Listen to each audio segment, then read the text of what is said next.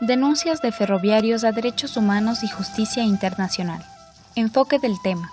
A través de este texto, que es parte de un video, vamos a narrar lo que pasa en Ecuador y en algunas administraciones del IES, en los casos cuando los demandantes son gente humilde que no tiene poder político, donde la ley y los derechos individuales son irrespetados, y cuando se trata de reivindicar derechos individuales de las personas de tercera edad y sin recursos económicos, las autoridades del IES y de control de recursos y de administración de justicia cometen desafueros, desacatos, y las administraciones de gobiernos politizados se quieren apropiar de recursos que en el caso que no se ocupan pertenecen al grupo del 1 al 11 de 835 ferroviarios activos, viudas y herederos que ganaron dos recursos y acciones constitucionales por un mismo desacato y se quedaron con la plata en el IES con un perjuicio de más de $3.800.000. Este diálogo e entrevista se efectuó a mediados de abril del 2018, bajo la modalidad de preguntas y respuestas de la periodista y el entrevistado, que en este caso de lesa humanidad hace de Procurador Judicial de Ferroviarios. Nos referimos al Dr. Manuel Pozo Zumárraga. Doctor, ¿cómo nace la deuda del Estado con el grupo del 1 al 11 de ferroviarios en sus pensiones adicionales patronales del ferrocarril? Mediante decreto legislativo de 26 de octubre de 1959, publicado en el Registro Oficial 981 del 1 de diciembre del mismo año, se dispuso que la Caja del Seguro, hoy Instituto Ecuatoriano de Seguridad Social, asuma las obligaciones que la empresa de ferrocarriles del Estado tiene con respecto a jubilaciones y prestaciones del seguro de muerte y de jubilaciones patronales de sus trabajadores, al pago de las respectivas reservas matemáticas por finanzas,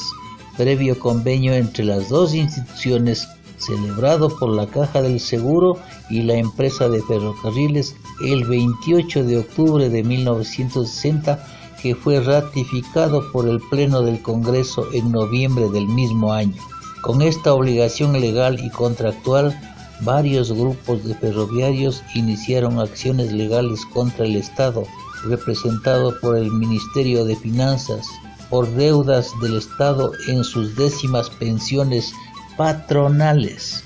y por aumento de pensiones anuales para quienes perciben doble pensión, es decir, del Estado y del IES.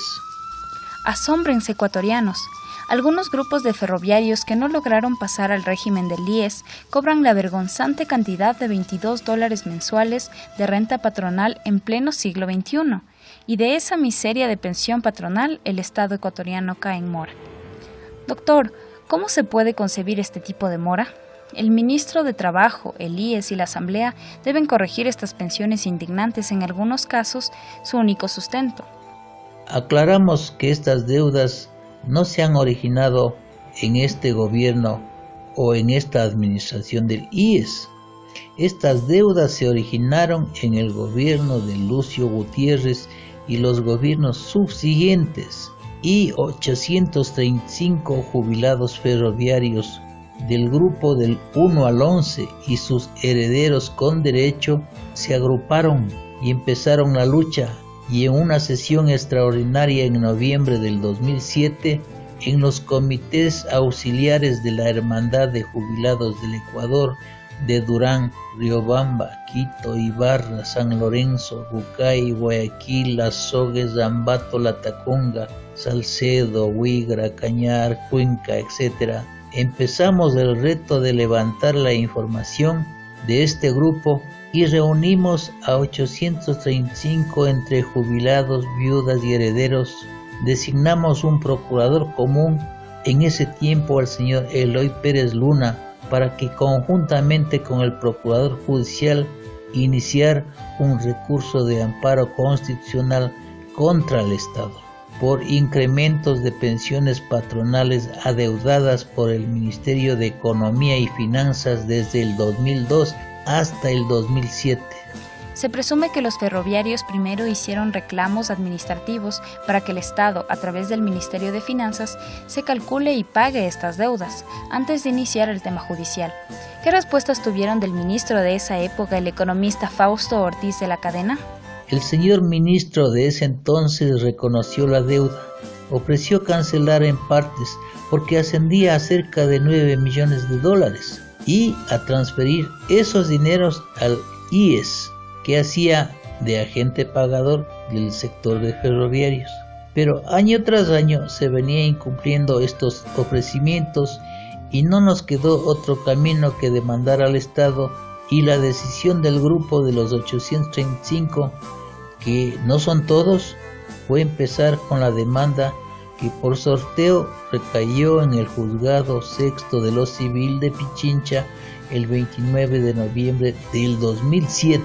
El 11 de diciembre del 2007 tuvimos la audiencia pública donde el señor juez pidió a Finanzas, al IES y a la empresa de ferrocarril del Estado el listado oficial del grupo del 1 al 11. Las citadas dependencias entregaron las listas oficiales del grupo del 1 al 11 y a través de sus abogados o delegados reconocieron la deuda, pero afirmaban que no contaban con la decisión política de pagar lo debido, y el señor juez les hizo acuerdo que la deuda es deuda y había que honrarla. Alcanzamos a agrupar a 835 jubilados, viudas y herederos del grupo del 1 al 11, y varios se quedaron sin demandar porque viven muy retirados de la vía férrea o simplemente no se enteraron de que sus décimas de su pensión patronal fueron disminuidas, o porque los abogados de la Hermandad de Jubilados y Pensionistas del Ecuador les cobraban porcentajes muy altos por seguir el juicio, y este grupo no tenían recursos. Tomé el caso y demandé al Estado, y en el término de prueba fundamenté en estricto derecho la legitimación activa de los 835 demandantes. Expliqué cómo funcionaba la distribución de grupos de ferroviarios para los procesos de jubilación y pago de pensiones a cargo del ferrocarril del IES. Hice un análisis técnico jurídico de los derechos, garantías y deberes de la Constitución de ese entonces y de las obligaciones que tenía el Estado a través del Ministerio de Economía y Finanzas para constituir las respectivas reservas matemáticas para pagar pensiones patronales de ferroviarios y sus transferencias al IES, que en ese tiempo estaba respaldado por un contrato del seguro adicional de ferroviarios firmado por el Estado y los dirigentes de la Hermandad de Ferroviarios y la empresa de ferrocarriles del Estado. ¿Quién hizo el cálculo de la reserva matemática que correspondía por norma legal y contractual por este juicio en favor de los 835 jubilados, viudas y herederos que demandaron este recurso de amparo constitucional? En ese tiempo, esta obligación legal y contractual lo hacía el ex Departamento Matemático Actuarial del IES. Hoy lo hace la Dirección del Sistema de Pensiones del IES, a pedido de la Hermandad de Jubilados Ferroviarios, de la empresa de ferrocarriles, y a veces los mismos demandantes tenían que contratar y pagar a expertos en el tema para que calculen esas reservas. Con este cálculo efectuado por los mismos funcionarios del IES, demandamos por lo debido en la cantidad de $10.732,07 para cada uno de los 835 accionantes, entre jubilados activos, viudas y herederos. Del grupo del 1 al 11 todavía quedaron sin demandar, pero con igual derecho más de 100 ferroviarios que con la certificación de la empresa de ferrocarril del Estado tendrán que pedir partidas a Finanzas e iniciar un nuevo reclamo administrativo, sin necesidad de juicio, porque existen 2 sentencias del grupo de los 835 a su favor y un remanente de dinero en el IES antes que lo destinen a otros fines. Del expediente del amparo constitucional aparece que en noviembre del 2009, el ex Tribunal Constitucional en sentencia número 0214 RA 2009 reconoció el derecho al pago de $10.763 a cada ferroviario del grupo de los 835, ¿Qué pasó con este fallo? ¿Por qué no se cumplió a cabalidad? Esto es un desacato, un desvío de recursos públicos que debe ser auditado por la Contraloría. El Ministerio de Economía y Finanzas reconoció la deuda y producto de la sentencia transfirió al IES 8.961.278,45 centavos de dólar para que se pague a los 835 jubilados, viudas y herederos que demandaron en una cantidad de $10.732,07 para cada uno, con lo cual el Ministerio de Economía y Finanzas cumplía con la sentencia, mas no el IES, porque se quedó con la plata de cerca de 300 viudas y herederos con derecho. En varios reclamos, plantones y en un video en el 2017 editado por la Procuradora Común de 52 viudas y herederos de Durán, calificado de lesa humanidad, aparece que denuncian a derechos humanos y justicia internacional. ¿Qué pasó con el pago? El IES, a través de sus administradores, en lugar de cumplir a cabalidad con la sentencia, los mandos medios de ese entonces lo interpretaron a su favor y solo pagó a cerca de 540 jubilados activos y se quedó con sus cuentas con la plata de cerca de 300 viudas y herederos, y no hubo la decisión política para hacer cumplir con la ley y con la sentencia. Esto fue en las administraciones de Ramiro González hasta Richard Espinosa, que trataron de todos los medios de utilizar estos dineros en otros fines políticos ajenos a sus funciones. Pero 52 viudas y herederos iniciaron una lucha titánica contra estos gobernantes y administradores que abusaron del poder, denunciando en videos, en la prensa y a nivel internacional a derechos humanos sobre este desacato de los administradores del IES, y poco a poco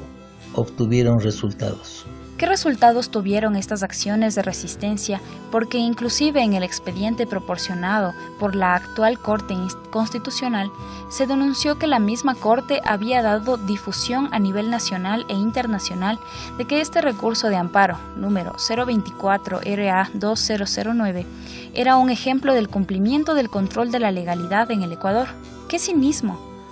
Con persecuciones, amenazas del régimen de turno al procurador judicial Dr. Manuel Pozo Zumárraga, quisieron amedrentarnos para que dejemos de reclamar esos derechos vulnerados, porque existiendo un remanente en el IES de más de 3 millones de dólares, ese dinero no le pertenece al Seguro Social, sino al grupo familiar de viudas y herederos con derecho, e iniciamos nuevamente una acción en la actual Corte Constitucional de incumplimiento parcial de sentencia, ya no contra Economía y Finanzas, sino directamente contra el IES, que pretende quedarse con la plata que no les pertenece.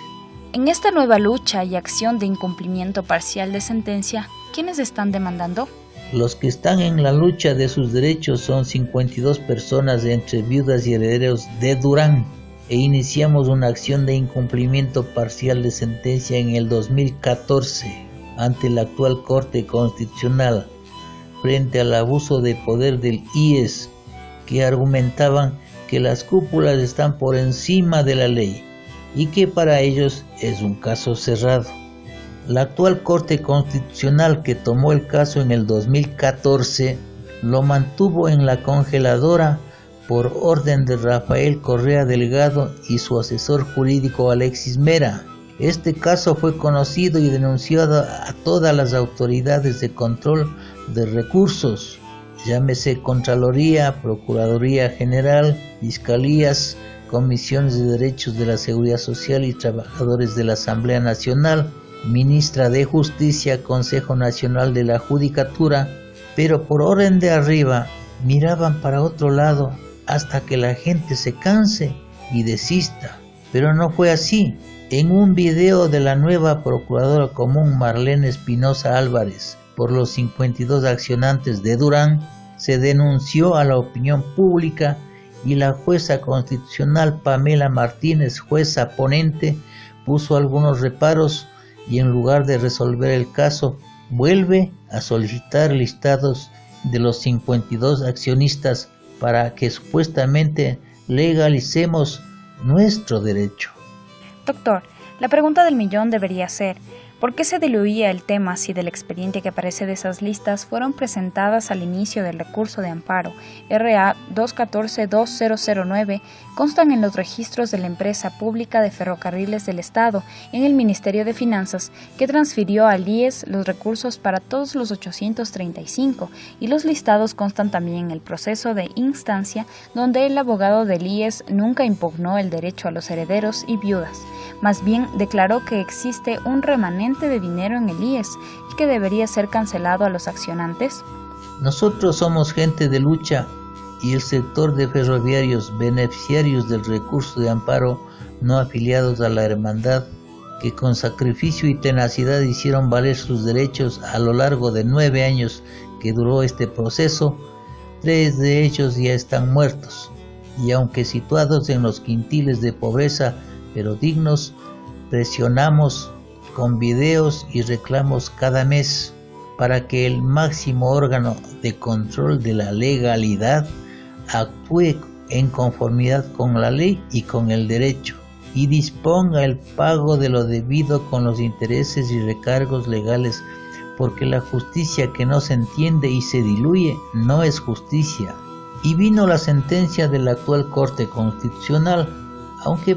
tardía, pero al fin los vencimos ante tanta intromisión política e incumplimiento de sus funciones, por lo que solicitaremos al Consejo de Participación Social que este ente supuestamente de control de la legalidad y la Dirección de Sistemas de Pensiones del IES que se niegan a levantar y entregarnos los listados de los 835 demandantes que cobraron los valores del amparo del 2009 y de la sentencia del 2017 sean evaluados y destituidos. ¿Nos puede resumir la nueva sentencia de la actual Corte Constitucional en beneficio de los 52 viudas y herederos de Durán? El 13 de diciembre del 2017,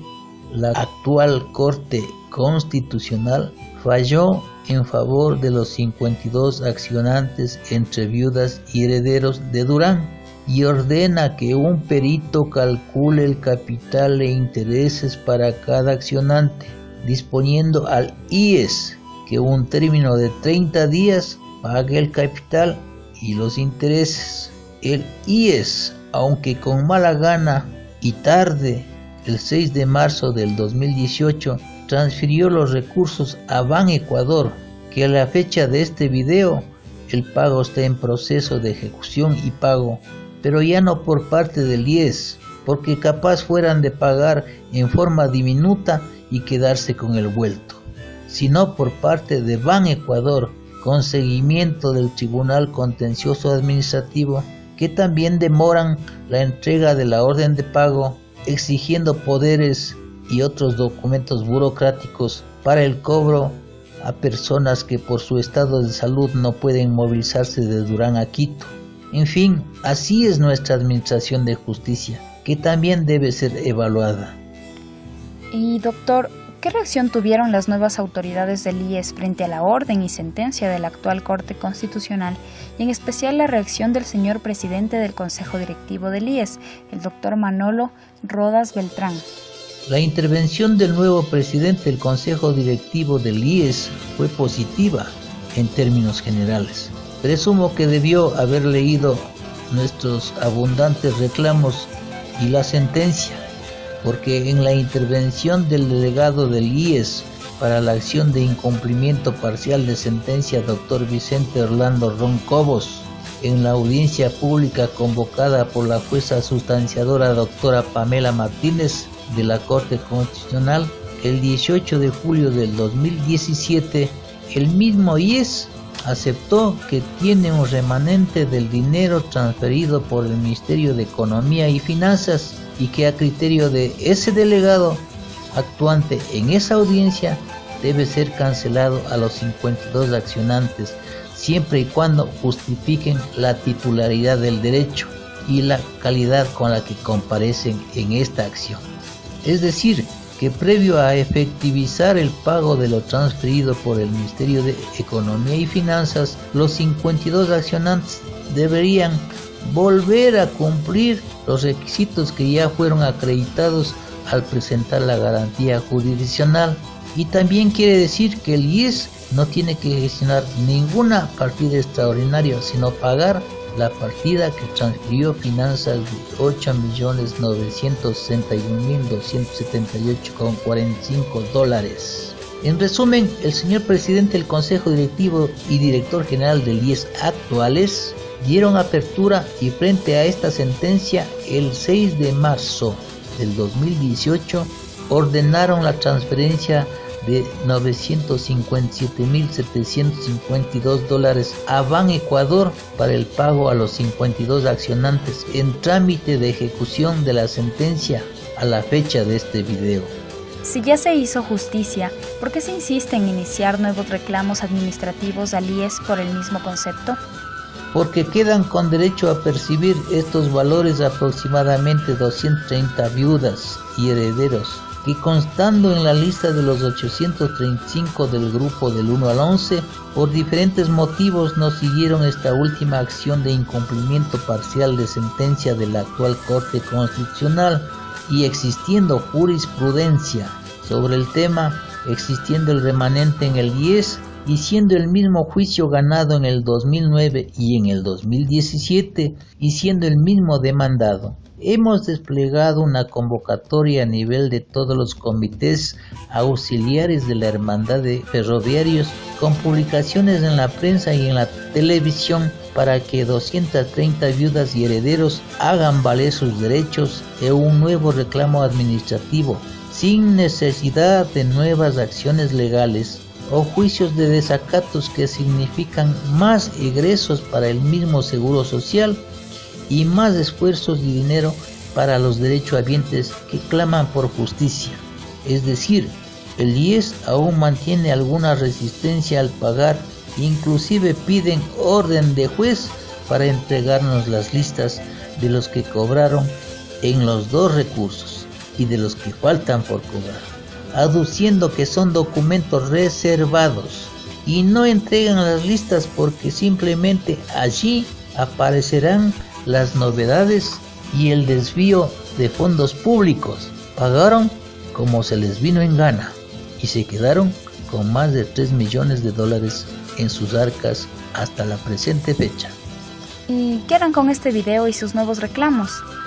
Una vez que culmine el proceso de pago a los 52 accionantes, viudas y herederos de Durán, el reclamo por escrito y este video será trasladado primero al IES. De no tener respuesta objetiva, la Contraloría efectuará un examen especial a la ejecución y proceso de pago de los dos recursos ganados y a la negativa de la Dirección del Sistema de Pensiones del IES de la entrega de la información de nuestros listados, de las personas que faltan por cobrar, viudas y herederos, y que aducen en forma burda que son documentos reservados, desconociendo que la información solicitada es pública y consta en ambos procesos. Y aún más, ni los estudios técnico-actuariales y balances del IES o del BIES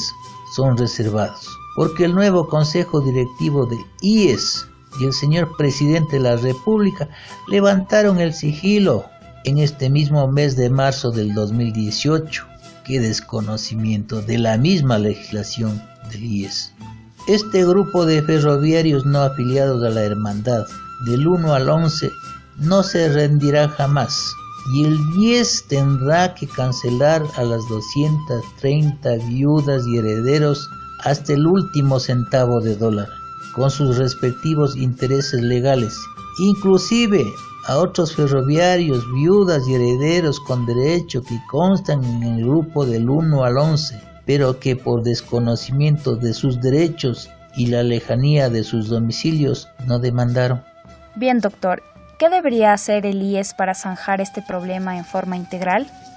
El IES deberá nombrar una comisión interna conjuntamente con el Procurador Judicial y el Procurador Común, para establecer un cronograma de pagos a las 230 y más viudas y herederos, incluyendo los que nunca demandaron, pero que constan en el grupo del 1 al 11, previo la certificación de la empresa de ferrocarriles del Estado. Y de no obtener respuesta, masificaremos la difusión del contenido de este video y de otros en redes sociales y a nivel de derechos humanos y de justicia internacional, para que el Ecuador sea observado por violaciones a los derechos de sectores vulnerables y de tercera edad,